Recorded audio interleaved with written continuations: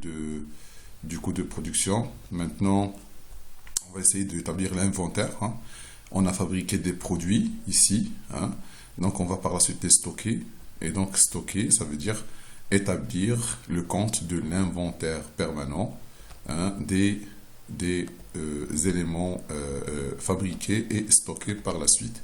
Donc, ce que je vais faire maintenant, c'est le calcul ou l'établissement du compte de l'inventaire permanent. Alors pratiquement, c'est la même forme, hein, que celui des matières premières, sauf que maintenant, c'est l'inventaire des produits fabriqués. Donc, copier.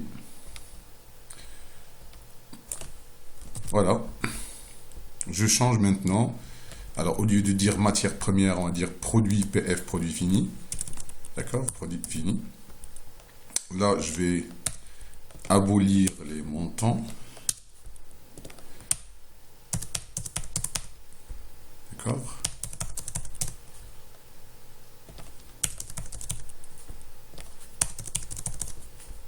Voilà. D'accord? Alors maintenant, le stock. Alors vous avez un stock, hein? Vous avez un stock initial, mais les entrées maintenant.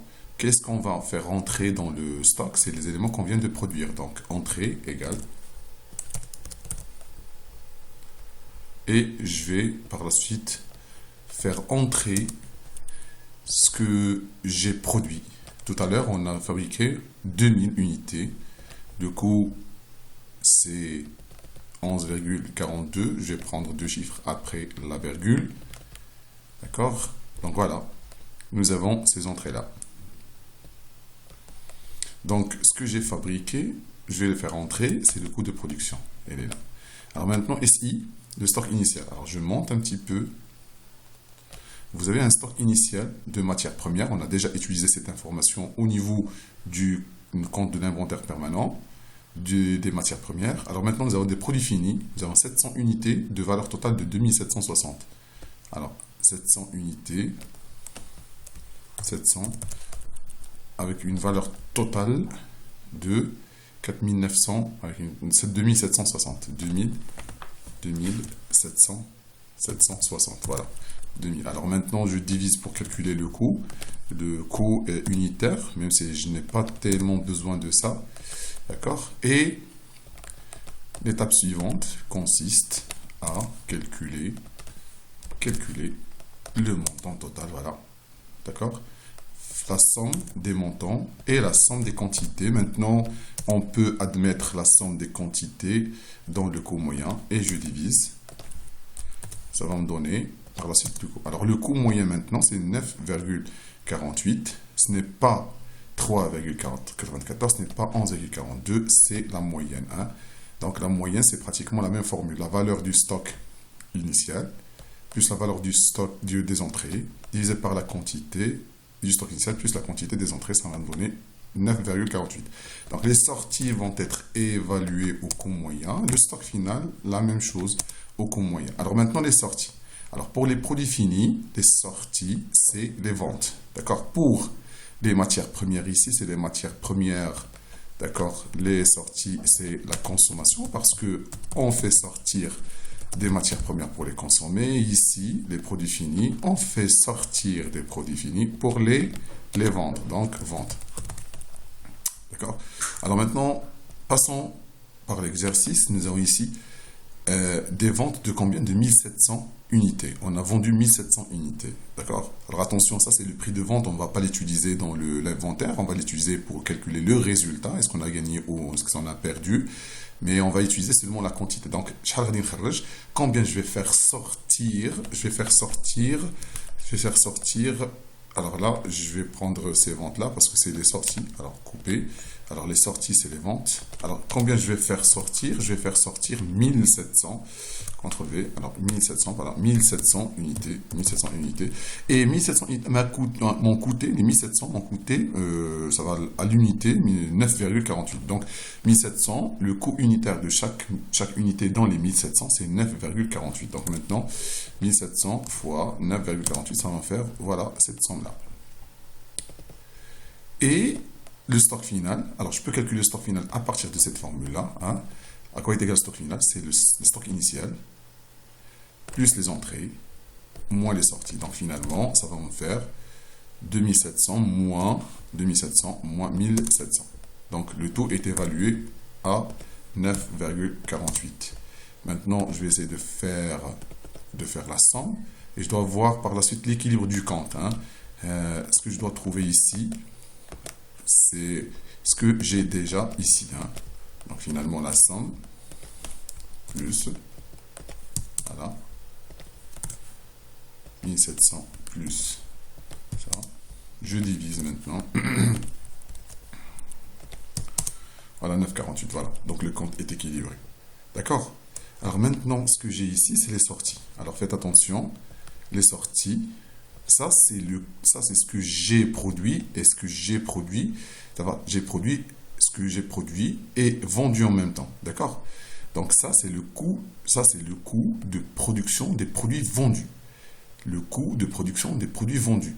J'ai vendu 1700, chaque unité dans les 1700 m'a coûté 9,48. Donc ça, c'est le coût de production des produits vendus. Et je vais utiliser cette information pour calculer par la suite ce qu'on appelle le coût de revient. Alors je calcule maintenant le coût de revient.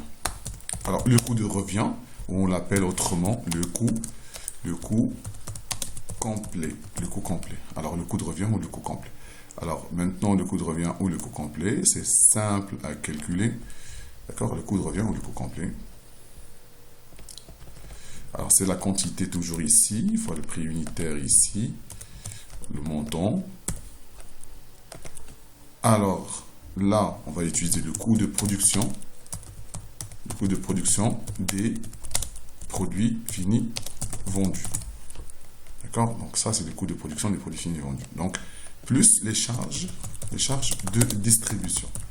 Parce que je dois normalement supporter un certain nombre de charges pour acheminer le produit vers le client. La somme des deux, ça va me donner le coût de revient. Voilà, c'est ça le coût de revient. Voilà, d'accord. Et je reprends cette ligne-là. Je reprends cette ligne. Alors, à la sortie, j'ai dit tout à l'heure que ça, c'est le coût de production des produits vendus. J'ai vendu 1700, les 1700 m'ont coûté 16 120,32. Donc, je reprends pratiquement cette ligne-là. Et là, vous constatez cette hiérarchie des coûts. Hein. Alors, voilà.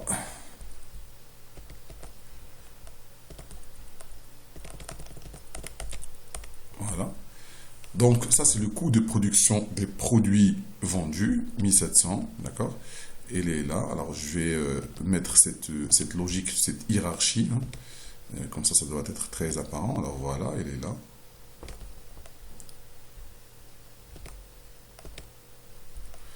Et puis, par la suite, il me reste les charges de distribution. Alors, les charges de distribution, on va faire une petite montée. Voilà, les charges de distribution. Vous vous rappelez, alors là, c'est distribution. Là, c'est 3 centres, approvisionnement, production et distribution. Donc, je prends la distribution, d'accord? Alors, comment je vais travailler? Comme tout à l'heure. Alors, je vais prendre 2 chiffres après la virgule, déjà. Alors, je vais prendre le coût de l'unité d'œuvre. Hein, je vais le mettre dans le prix unitaire. Voilà, égal prix unitaire. Voilà. La quantité, je vais mettre...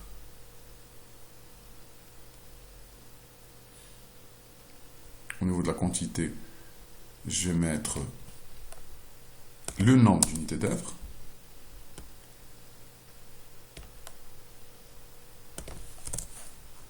Au niveau de la quantité, je vais prendre ça, voilà. Donc, au niveau des charges de distribution, c'est des charges indirectes.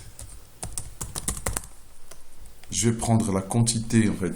La quantité, je vais mettre le nombre d'unités d'œuvre. Ici, je mets le coût de l'unité d'œuvre. Et là, c'est la multiplication.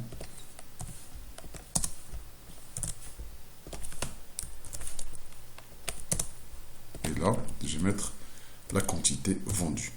Alors ici, au niveau du coût de revient, c'est la quantité vendue. Ici, c'est la quantité produite. Et ici, c'est la quantité achetée.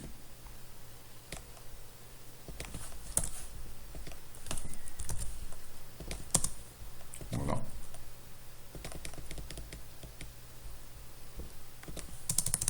Voilà. C'est très simple. D'accord? Alors, dernière étape, la dernière étape, c'est le résultat analytique. Alors, le résultat analytique. Alors, le résultat analytique, toujours un tableau, hein, quantité, prix unitaire et montant. Alors, qu'est-ce que je vais mettre ici? Je vais mettre chiffre d'affaires ou encore le prix de vente, chiffre d'affaires. Et là, je vais mettre le coût de revient. Ça va? Le coût de revient.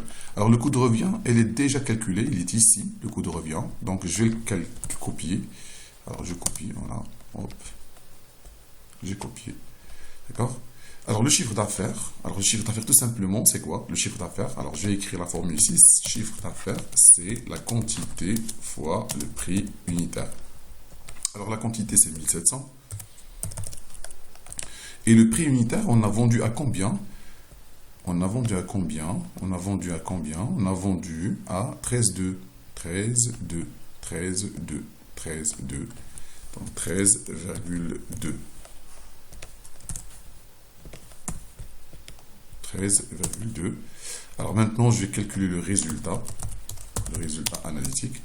Alors, le résultat analytique, c'est le chiffre d'affaires moins le coût de revient. Voilà. Et là, nous avons la quantité vendue. D'accord? Et je divise la différence par la quantité et je dégage un bénéfice de 3,03. Alors, je refais le calcul. Alors, je prends ici la quantité vendue fois le prix de vente. Ça va me faire par la suite un chiffre d'affaires de 22 440. Ici, c'est le coût de revient. 1700 m'a coûté 10,16 l'unité. Alors, je vais prendre deux chiffres après la virgule. Alors, ça fait un coût de revient ou un coût complet de 17 284,02. Je vais mettre la différence entre les deux. La différence, ça va, le montant du chiffre d'affaires, moins le montant du coût de revient, parce que ça, c'est un produit, ça, c'est une charge, ça, c'est des charges. Donc, ça, moins ça me donne par la suite un résultat de 5155 par produit. Alors, je prends deux chiffres toujours après la virgule, et ça me fait un résultat analytique de 3,03. Là, c'est le bénéfice unitaire, parce qu'il est positif, donc c'est le bénéfice unitaire. Ça va, 3,03. C'est-à-dire qu'au niveau de pour chaque produit, des 1700, j'ai dégagé un bénéfice de 3,03. Ça fait un bénéfice total de 5155,98. Voilà. Donc ça, c'est le résultat analytique. Alors, résultat analytique, on a terminé. Là, c'est un résultat total. Là, c'est un résultat unitaire. Et on a terminé l'exercice. Et quand vous le constatez, il y a une sorte de hiérarchie des coûts. Hein. Je calcule le coût d'achat, par la suite l'inventaire, par la suite le coût de production, par la suite l'inventaire et par la suite le coût de revient. Et finalement, le résultat analytique. Voilà. Et c'est terminé pour cet exercice-là.